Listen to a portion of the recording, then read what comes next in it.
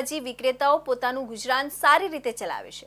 અનેક પરિવારોનું આજીવિકાનું સાધન એવી મદન માર્કેટ નવી બનાવવા માટેનો નિર્ણય કોર્પોરેશને કર્યો છે.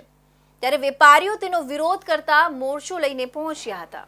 લિંબાયતમાં TP40 Limbayat Dindoli final plot number 63R3 ખાતે સિમેન્ટ કોન્ક્રીટના ઓટલા એટલે કે પ્લેટફોર્મ અને ઉપર લોખંડના એંગલના પતરા ધરાવતી મદનપુરા શાક માર્કેટ આવેલી છે.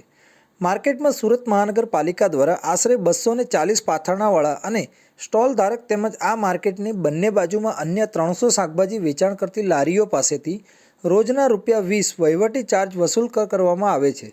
આ ઉપરાંત શાક માર્કેટની બંને બાજુ આશરે 150 જેટલી દુકાનો જેમાં જીવન જરૂરિયાતની તમામ વસ્તુઓનું વેચાણ થતું હોય છે. આ શાક માર્કેટ થકી આશરે 800 કરતાં વધુ પરિવારનું જીવન નિર્વાહ થઈ રહ્યું છે. માર્કેટ બનાવવા માટે જે ટેન્ડર પ્રક્રિયા થઈ છે તેને રદ કરવા માંગણી કરાઈ રહી છે. જરૂરિયાત વગર કોર્પોરેશને નિર્ણય લઈને ટેન્ડર પ્રક્રિયા પણ પૂર્ણ કરી લીધી છે. કોંગ્રેસના પૂર્વ કોર્પોરેટર અસલમ સાયકલવાલાએ જણાવ્યું કે લિંબાયત ઝોનના નાયબ આરોગ્ય અધિકારી દ્વારા તારીખ 16/4/2025ના રોજ નોટિસ આપી જણાવ્યું છે કે મદનપુરા શાક માર્કેટ તોડીને નવી સુવિધાસભર માર્કેટ બનાવવામાં આવનાર છે.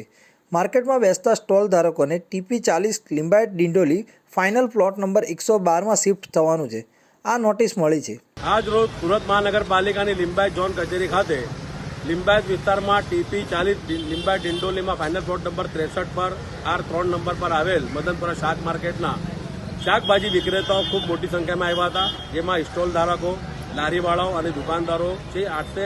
800 પરિવારોનું જીવન નિર્વાહ મદનપુરા શાક માર્કેટથી ચાલે છે. આ મદનપુરા શાક માર્કેટ હયાત સ્થિતિમાં પણ તમે જોશો તો બહુ મજબૂત સ્થિતિમાં છે. નવી બનાવવાની કોઈ જરૂર નથી. લેકિન સુરત મહાનગરપાલિકાના શાસકો કે વહીવટી તંત્ર હોય, પ્રજાના રૂપિયાનું કઈ રીતે વ્યય કરવું એ એમની એક આવડત થઈ ગઈ છે.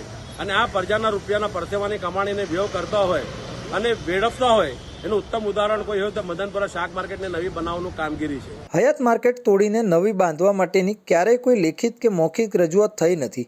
તેમજ હાલની હયાત શાક માર્કેટ આપ સ્થળની મુલાકાત કરશો તો આપના પણ ધ્યાને આવશે કે માર્કેટ તોડીને નવી બાંધવાની કોઈ આવશ્યકતા નથી. માર્કેટમાં આશરે 8 વર્ષ પહેલાં પતરા નાખવામાં આવ્યા હતા. આ ઉપરાંત માર્કેટમાં પ્લેટફોર્મ પણ મજબૂત સ્થિતિમાં છે. ત્યારે માર્કેટ તોડીને પ્રજાના પરસેવાના ₹3.20 કરોડ ખર્ચ કરવું એ માત્ર પ્રજાના રૂપિયાનું વેડફાટ જ છે. જેથી પ્રજાના રૂપિયાનું જ્યાં હાલ કોઈ આવશ્યકતા નથી તે જગ્યાએ વાપરવા કરતાં પ્રજાની અન્ય સુખાકારી માટે ઉપયોગ કરવું વધુ હિતાવહ છે.